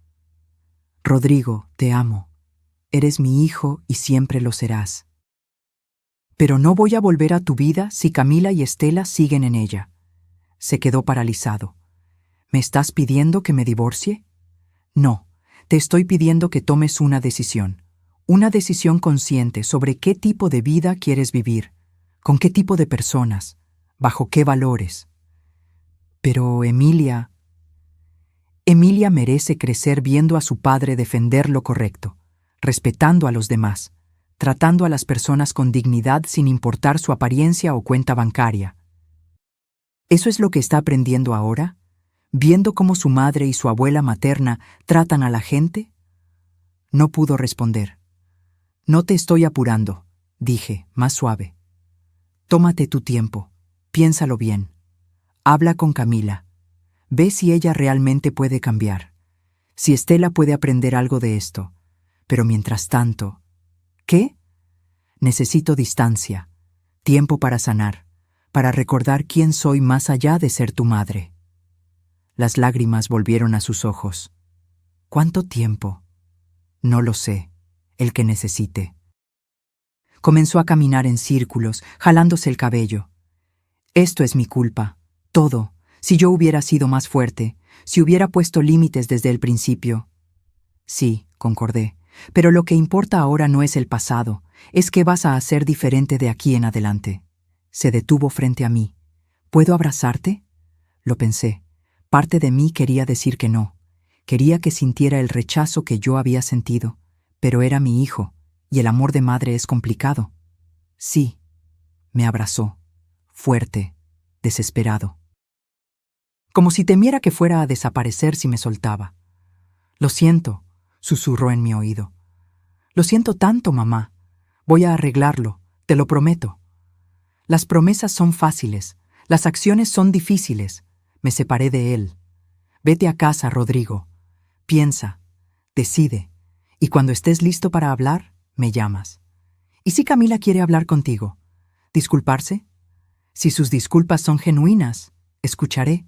Pero Rodrigo, he vivido suficientes años para diferenciar entre arrepentimiento real y pánico por consecuencias. Entendió. Se alejó caminando hacia su auto. A mitad del camino se volteó. Mamá, ¿me odias? No, hijo, nunca podría odiarte, pero estoy muy, muy decepcionada. Y eso duele más que el odio. Lo vi subirse a su auto, arrancar, alejarse. Me senté de nuevo en la banca. El cielo comenzaba a teñirse de naranja. Pronto sería de noche. Saqué mi teléfono. Tenía 17 llamadas perdidas. 12 de Rodrigo, 5 de números desconocidos que probablemente eran Camila o Estela. Las ignoré todas. Marqué otro número. Mi mejor amiga, Refugio. La conocía desde hace 30 años. Ella sí sabía la verdad sobre mi vida. ¿Sol? ¿Estás bien? Cuca, dije, usando su apodo. Hoy pasó algo grande. Cuéntame. Y le conté. Todo. Desde el restaurante hasta la revelación, hasta la conversación con Rodrigo. Cuando terminé, se quedó en silencio un momento. ¿Sabes qué pienso, Sol? ¿Qué? Que hoy recuperaste algo que habías perdido. ¿Mi dignidad? No, nunca la perdiste. Recuperaste tu voz. Y eso vale más que todos los millones del mundo. Sonreí. Por primera vez en horas, una sonrisa real. Tienes razón, Cuca. Tienes toda la razón. Los siguientes días fueron un silencio ensordecedor. Rodrigo no llamó. Camila tampoco. Era como si hubieran caído en un agujero negro y yo estuviera del otro lado, observando el vacío. Pero otras cosas sí sucedieron. El lunes por la mañana, Leonardo me llamó a mi celular. Señora Rentería, tiene 3 mensajes en la oficina. ¿De quién? Todos de una tal Estela Vega. Dice que es urgente que hable con usted, que hay un malentendido. Malentendido. Qué palabra tan conveniente. Bórralos, ordené. ¿Todos? Todos, y si vuelve a llamar, dile que la señora Rentería no está disponible para ella. ¿Entendido? Pero Estela no se rindió tan fácil. El martes apareció en mi edificio. Don Chema, el conserje, me llamó por el interfón. Doña Sol, aquí hay una señora que dice ser familia suya. ¿La dejo subir? ¿Cómo se llama? Estela Vega. Por supuesto. No, don Chema, no es familia, y no quiero verla. Ella dice que no se va a ir hasta que usted baje a hablar con ella. Miré por la ventana. Ahí estaba, parada en la calle, con un vestido que probablemente costaba lo que don Chema ganaba en 3 meses. Pero algo era diferente. No traía sus lentes oscuros. No tenía esa postura de reina, se veía pequeña. Bajé, no por ella, sino porque no quería que armara un escándalo que molestara a mis vecinos. Cuando salí del edificio, se acercó corriendo. Bueno, intentó correr. Los tacones no ayudaban. Soledad, gracias. Gracias por hablar conmigo. No dije nada, solo la miré. Yo necesito que entiendas. No sabía quién eras realmente. Si lo hubiera sabido...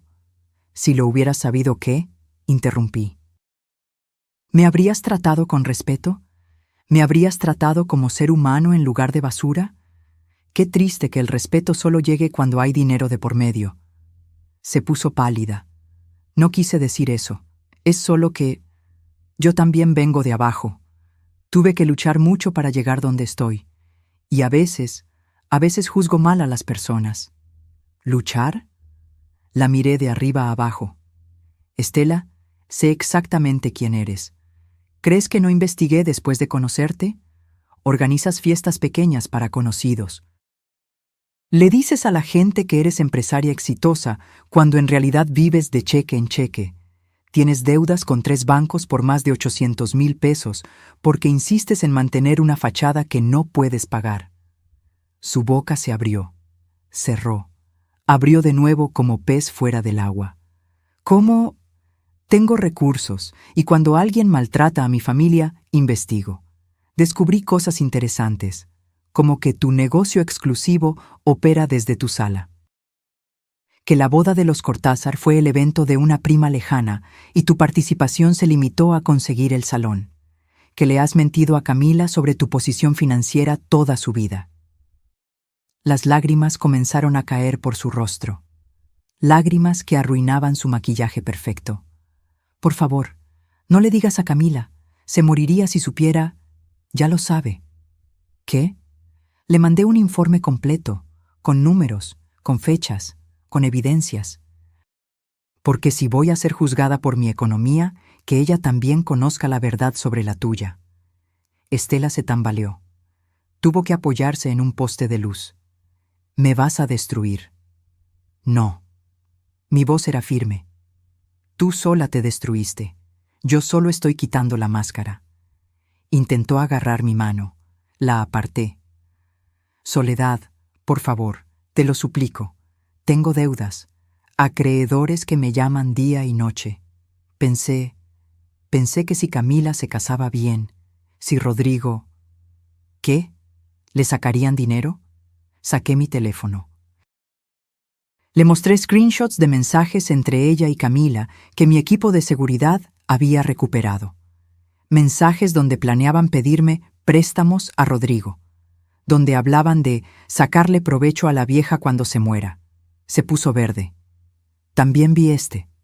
Le mostré otro mensaje. Uno donde Estela le decía a Camila, manténla alejada. Entre más sola se sienta, más rápido se morirá y Rodrigo heredará. El silencio que siguió fue absoluto. Los ojos de Estela se llenaron de terror puro. Yo no lo decía en serio. Era frustración. Nunca haría... Vete de mi edificio, Estela. Mi voz era hielo. Antes de que llame a la policía. Por favor, solo escucha. Don Chema, llamé. El conserje salió inmediatamente.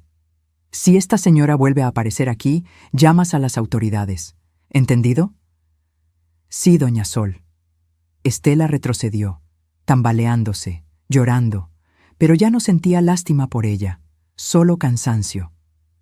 Una última cosa, le dije antes de que se fuera. Esos 6 meses de prohibición en mis restaurantes ahora son permanentes, para ti y para Camila. Nunca más volverán a pisar ninguno de mis establecimientos. Se alejó corriendo. Bueno, intentándolo. Los tacones la traicionaron y casi cae, pero siguió, desapareciendo en la esquina como la sombra que siempre fue. Subí a mi departamento. Me serví un té de manzanilla. Me senté en mi sillón favorito. El teléfono sonó. Rodrigo. Esta vez contesté. Mamá, dime. Camila me mostró los mensajes. Los que le mandaste. Ajá. Estoy en shock. No puedo creer que mi suegra y mi esposa, que planearan. No podía terminar la frase. Créelo, Rodrigo, porque es real. Escuché cómo lloraba del otro lado. Me voy a divorciar. No dije nada. No sé si quiero que lo sepas porque crees que te debo algo o porque genuinamente creo que es lo correcto, pero me voy a divorciar. Camila mostró su verdadero rostro cuando supo del dinero. Intentó ser dulce de repente, pedirme perdón, decir que todo había sido malentendido. Pero yo vi esos mensajes, mamá. Vi lo que realmente pensaba de ti, de mí, de nuestra familia. ¿Y Emilia? Voy a pelear por la custodia. Camila no es mala madre, pero no quiero que mi hija crezca aprendiendo que está bien usar a las personas, que el dinero define el valor humano. Sentí algo aflojarse en mi pecho, no alivio, sino esperanza. Rodrigo, ¿sí? Ese es el primer paso, pero solo el primero. Tienes que trabajar en ti. ¿En por qué permitiste que llegaran tan lejos? ¿En por qué elegiste quedarte callado cuando debiste hablar? Lo sé, ya hice cita con un terapeuta, primera sesión el viernes. Eso me sorprendió, en la buena forma. Me alegra escuchar eso, hijo. ¿Puedo verte? ¿Llevar a Emilia? Tiene casi 4 meses y apenas la conoces bien, porque Camila siempre... Sí, dije antes de que terminara. Pero en un lugar neutral, en el Parque Hundido, el sábado a las 11. Ahí estaré. Mamá, gracias. Por no rendirte conmigo, por darme esta oportunidad. Los hijos pueden decepcionarnos, Rodrigo, pero el amor de madre es necio, sigue existiendo a pesar de todo. Colgamos. Me quedé mirando el techo de mi departamento, las grietas que nunca arreglé, el yeso descascarado en una esquina, la mancha de humedad cerca de la ventana. Podría mudarme, comprar un penthouse en Polanco, vivir con lujos, pero no. Este departamento era mi ancla, mi recordatorio, de que el valor de una persona no está en las paredes que la rodean, sino en el corazón que late dentro de ellas. Y mi corazón estaba aprendiendo a sanar. El sábado amaneció con un cielo despejado. Esas mañanas de ciudad donde el aire todavía está limpio y los ruidos son amables. Llegué al Parque Hundido a las 10:30, media hora antes. Los nervios me habían despertado a las 6. Me cambié de ropa 3 veces. Finalmente elegí una blusa color lavanda y jeans. Nada elegante. Nada que impresionara. Solo yo. El parque estaba lleno de familias, niños corriendo, parejas caminando, ancianos haciendo tai chi bajo los árboles. La vida en su forma más simple y hermosa. Me senté en una banca cerca del lago artificial. Observé a los patos nadar. Recordé cuando traía a Rodrigo aquí cuando era niño, cómo le encantaba darles de comer, cómo se reía cuando los patos peleaban por el pan. ¿Mamá? Volteé.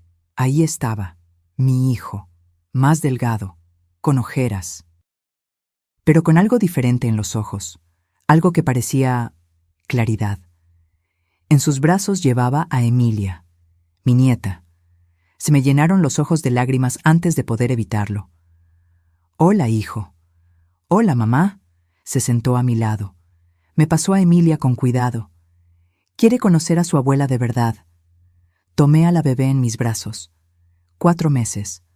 ojos café oscuro, cabello negro y rizado, una sonrisa chimuela que me derritió el corazón. «Hola, mi amor», susurré. «Soy tu abuela Soledad». Emilia me miró, fijamente, con esa intensidad que tienen los bebés cuando estudian un rostro nuevo. Y entonces sonrió. No pude contener el llanto. Lágrimas que caían sobre su mantita rosa. Lágrimas de alegría, de alivio, de amor puro. Rodrigo puso su mano sobre mi hombro. «Lo siento, mamá. Siento mucho haberte alejado de ella». «Ya no importa», dije sin quitar la vista de Emilia. «Lo que importa es que está aquí ahora». Pasamos 2 horas en ese parque. Rodrigo me contó todo. Cómo había confrontado a Camila.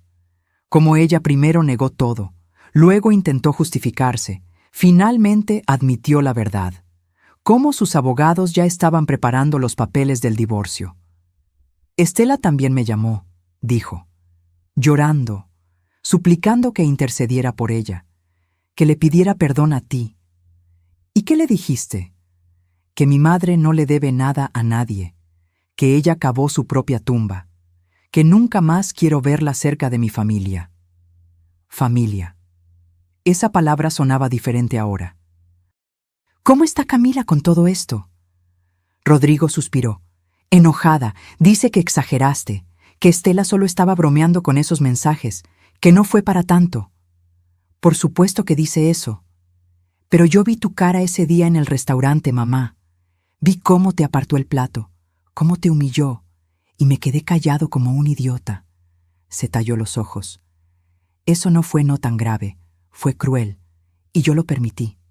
Emilia comenzó a hacer ruiditos, esos sonidos de bebé que no significan nada y lo significan todo. «Rodrigo, mírame». Me miró. «No te voy a mentir, me dolió mucho. Pero también entiendo que estabas en una posición difícil, atrapado entre 2 mujeres que amas. Pero debí elegirte a ti, siempre. No se trata de elegirme a mí sobre ella. Se trata de elegir hacer lo correcto sobre mantener la paz falsa. Se trata de defender a cualquier persona que esté siendo maltratada, sea tu madre o un extraño en la calle». Asintió lentamente. El terapeuta me dijo algo parecido. Que desarrollé un patrón de evitar conflictos a toda costa, que prefiero quedarme callado aunque vea injusticias. ¿Y qué más te dijo? Que tengo mucho trabajo que hacer, en mí mismo, en cómo me relaciono, en poner límites saludables. Hizo una pausa. También me dijo que es probable que inconscientemente eligiera a Camila porque me permitía seguir siendo ese niño que evita problemas, alguien que tomara decisiones por mí. Eso me sorprendió. Mi hijo hablando con esa honestidad brutal. Ese nivel de autoanálisis. Me alegra que estés haciendo terapia. Debí hacerla hace años. Después de que papá murió, nunca procesé bien su muerte. Solo seguí adelante, pensando que estar bien era no hablar de ello. Emilia bostezó. Sus ojitos se cerraban. El parque, el sol, mi voz, todo la estaba arrullando. ¿Sabes qué me gustaría, mamá? ¿Qué? Empezar de nuevo, contigo, conmigo, con Emilia. Construir una relación basada en honestidad, en respeto mutuo. No en secretos ni en medias verdades. Me gustaría eso también. ¿Me contarás más sobre los restaurantes? ¿Sobre cómo construiste todo? Sí, pero no hoy. Hoy solo quiero estar con ustedes, conocer a mi nieta, respirar este aire, ser abuela. Sonrió. ¿Sabes? Nunca te había visto así, tan en paz. Miré a Emilia durmiendo en mis brazos, su respiración suave, sus manitas cerradas en puños pequeños. Porque por primera vez en años, Rodrigo, no estoy fingiendo, no estoy escondiéndome. No estoy siendo invisible para protegerme, estoy siendo yo, completamente. Y eso da paz. Nos quedamos en silencio, un silencio cómodo, de esos que solo puedes compartir con personas que realmente te conocen. «Mamá, ¿me perdonas?», lo pensé, realmente lo pensé. «Sí, Pero el perdón no borra las cicatrices. Tendremos que trabajar para reconstruir la confianza poco a poco. Lo entiendo y lo haré, te lo prometo. Las promesas, de nuevo las promesas. Pero esta vez quise creerle. Emilia se despertó llorando. Hambre. Traje su biberón, dijo Rodrigo, sacando una bolsa térmica. ¿Puedo dárselo yo? Claro. Le di el biberón a Emilia. Verla comer, verla mirarme con esos ojos curiosos mientras tomaba su leche, sentir su peso cálido en mis brazos. Era una felicidad tan pura que dolía. Va a crecer conociéndote, dijo Rodrigo. De verdad, no solo en visitas controladas o cenas incómodas, va a pasar fines de semana contigo, va a aprender a cocinar contigo.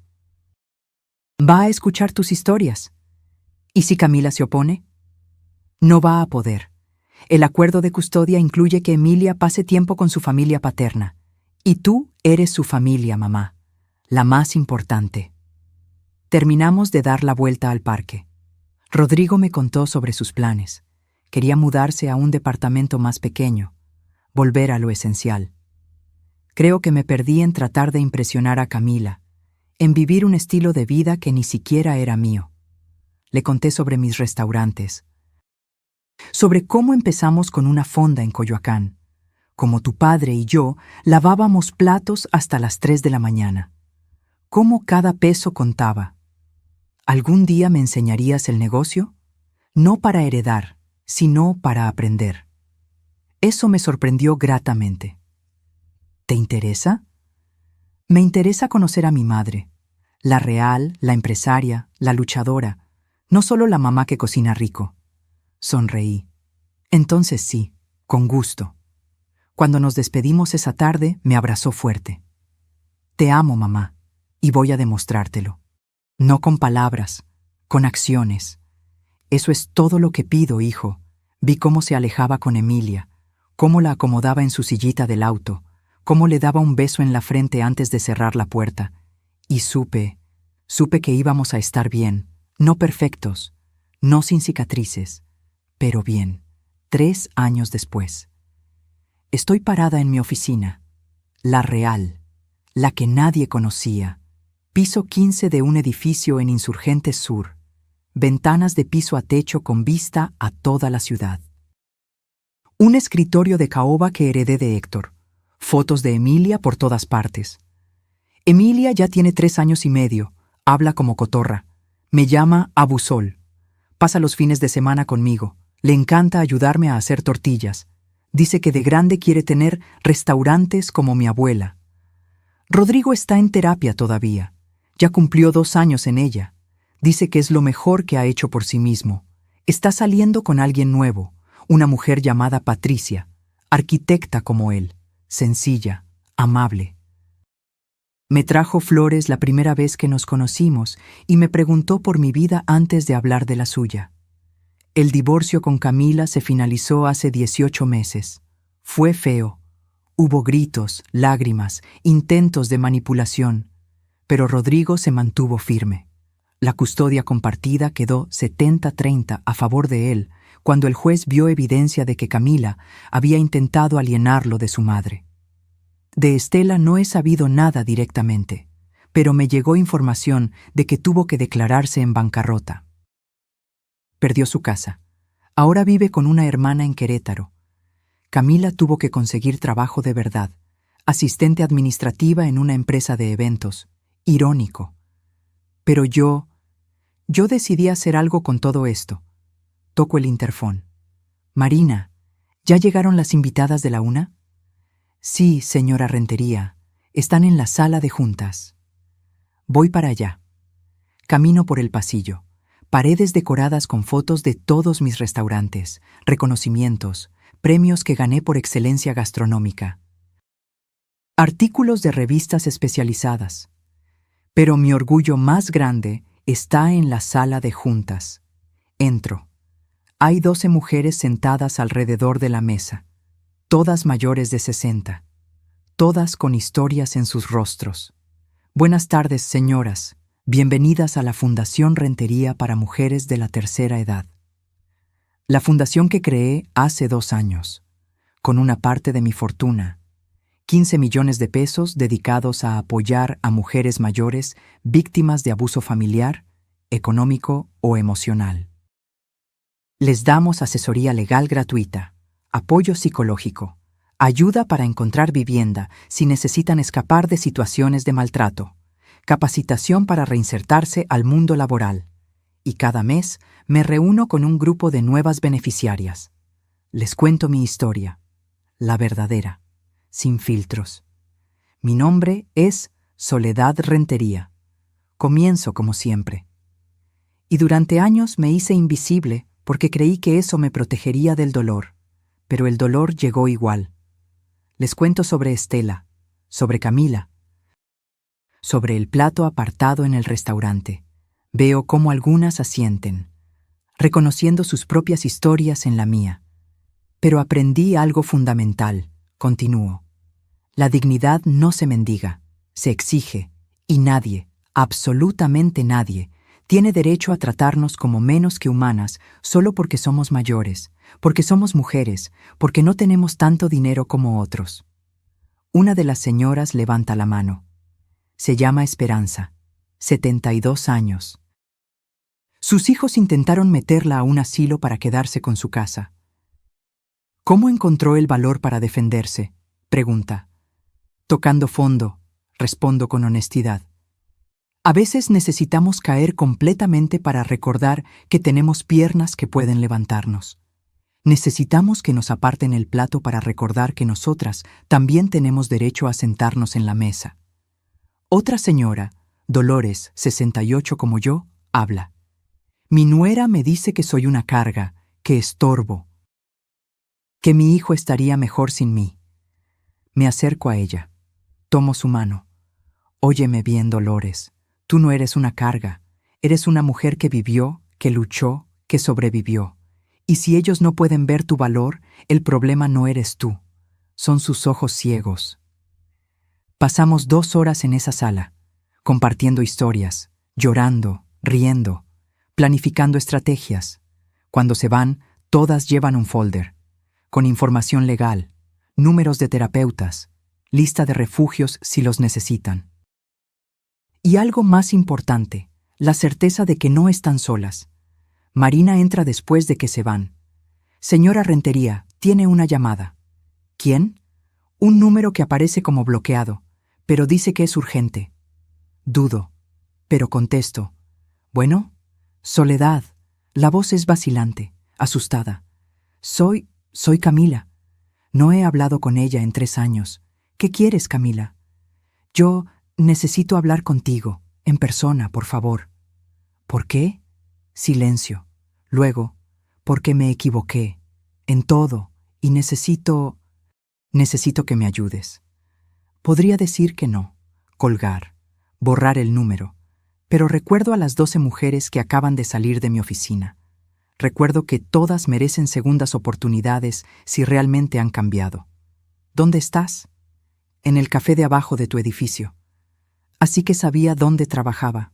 Interesante. Bajo en 10 minutos. Cuelgo. Me miro al espejo del baño de mi oficina. 68 años me devuelven la mirada. Pero ahora me gustan esas arrugas. Cada una cuenta una historia, una batalla, una victoria. Bajo. Camila está en una mesa del fondo. Se ve diferente, sin maquillaje, con ropa simple, el cabello recogido en cola de caballo, más delgada, con ojeras profundas. Me siento frente a ella. Gracias por venir, dice inmediatamente. Sé que no merezco ni 5 minutos de tu tiempo. No, no los mereces, pero los tienes. Úsalos bien. Respira profundo. He estado en terapia, mucha terapia, trabajando en todo. En por qué me comporté como lo hice, en por qué seguí a mi madre ciegamente, en por qué te traté como basura. ¿Y qué descubriste? Que estaba aterrada de no ser suficiente, de que Rodrigo se diera cuenta de que yo no venía del mundo que pretendía. Mi madre me enseñó desde niña que lo más importante es parecer exitosa, aunque no lo seas, que la gente solo te respeta si creen que tienes dinero. Toma un sorbo de su café. Le tiemblan las manos. Cuando te vi con tu ropa sencilla, tu departamento modesto, tu vida simple, vi todo lo que mi madre me enseñó a despreciar, y atacarte a ti era más fácil que enfrentar mis propias inseguridades. Eso no justifica nada. Lo sé, no justifico, solo explico. Las lágrimas comienzan a caer. Perdí todo, Soledad. A Rodrigo, mi matrimonio, la relación con mi hija. Mi madre está arruinada y me culpa a mí. Y lo peor es que tenías razón en todo. No digo nada, solo espero. No vine a pedirte perdón, porque sé que no lo merezco. Vine a decirte gracias. Eso me sorprende. ¿Gracias? Por no destruirme completamente cuando pudiste. Por prohibirme de tus restaurantes solo 6 meses en lugar de para siempre como a mi madre. Por darme la oportunidad de ver quién era realmente antes de que fuera demasiado tarde. Se limpia las lágrimas con una servilleta de papel. Estoy trabajando, de verdad, ganando mi propio dinero, aprendiendo a vivir sin fachadas, y quiero que Emilia crezca conociendo a su abuela paterna, la verdadera, porque tú le puedes enseñar cosas que yo nunca podré, valores que yo no tenía. Nos quedamos en silencio. ¿Sabes qué es lo más gracioso? Dice finalmente. Que tú viviendo en ese departamento modesto eras 100 veces más rica que mi madre con toda su presunción, porque tenías algo real, algo que construiste, mientras nosotras solo teníamos humo. Termino mi café. Camila, aprecio que vinieras, que estés trabajando en ti misma, pero necesito que entiendas algo. ¿Qué? Mi relación con Emilia no depende de ti. No necesito tu permiso para ser su abuela. Rodrigo ya se aseguró de eso legalmente. Asiente. Lo sé, y me parece bien. Ella necesita gente buena en su vida. Y tú eres buena. Aunque yo no pude verlo entonces. Me levanto para irme. Soledad. Me detengo. No te estoy pidiendo que seamos familia, ni siquiera amigas. Solo quería que supieras que lo siento. De verdad, y que voy a pasar el resto de mi vida intentando ser mejor. Para Emilia, para mí. La miro. Veo algo en sus ojos que no había visto antes. Humildad genuina. Entonces te deseo suerte, Camila. En serio. Salgo del café. Afuera, el sol de la tarde pinta todo de dorado. Camino por Insurgentes. Paso frente a uno de mis restaurantes. El Rincón de Coyoacán, donde todo empezó. Entro. El chef me saluda con una sonrisa enorme. Doña Sol, no sabíamos que vendría hoy. Solo vengo a recordar. Me siento en una mesa junto a la ventana, la misma donde Héctor y yo nos sentábamos a planear, a soñar, a construir. Pido un café de olla, pan dulce, como lo hacíamos entonces, y mientras lo saboreo, pienso en todo el camino recorrido, las humillaciones que sobreviví, las lágrimas que derramé, el hospital donde casi me rindo, el restaurante donde finalmente dije basta. Pero también pienso en lo que vino después, la fundación, las mujeres ayudadas, la relación reconstruida con Rodrigo. Mi nieta que me llama Abu Sol y me abraza como si fuera el mejor lugar del mundo. Saco mi teléfono, abro la galería. Hay una foto de hace una semana. Emilia, Rodrigo, Patricia y yo en el parque, todos riéndonos, todos felices. Una familia, no perfecta, pero real. Le marco a Rodrigo. ¿Mamá? Hijo, ¿qué hacen este domingo? Nada en particular, ¿por qué? Quiero que vengamos aquí, al Rincón de Coyoacán. Quiero mostrarle a Emilia dónde empezó todo, contarle la historia de sus abuelos. Enseñarle que la verdadera riqueza no está en lo que posees, sino en lo que no permites que te quiten. Escucho su sonrisa a través del teléfono. Nos encantaría, mamá. ¿A qué hora? 2 de la tarde, y traigan hambre. Voy a pedir que preparen mole, el que le gustaba a tu papá. Perfecto. Te amo, mamá. Yo también te amo, hijo. Cuelgo. Miro por la ventana, la calle llena de gente, cada persona con su propia historia, sus propias batallas, sus propias victorias pendientes. Y pienso, ¿cuántas de esas mujeres están sufriendo lo que yo sufrí? ¿Cuántas se sienten invisibles? ¿Cuántas creen que no merecen respeto porque no tienen suficiente dinero, suficiente juventud, suficiente... lo que sea? Demasiadas. Pero la fundación está creciendo. El mes que viene abriremos otra sede en Monterrey. Luego en Guadalajara. Vamos a seguir ayudando. Una mujer a la vez. Un plato apartado a la vez. Me termino el café. Dejo una propina generosa para la mesera. Ella tiene mi edad. Trabaja aquí desde que abrimos hace 40 años. Gracias, doña Sol. Como siempre, muy amable. Gracias a ti, Lupita, por todos estos años. Salgo del restaurante. Camino de regreso a mi oficina. Y con cada paso, siento algo que no había sentido en años. Paz. Porque al final, la historia no era sobre dinero. Nunca lo fue. Era sobre dignidad, sobre saber tu valor, sobre negarte a ser invisible solo porque alguien más decidió no verte.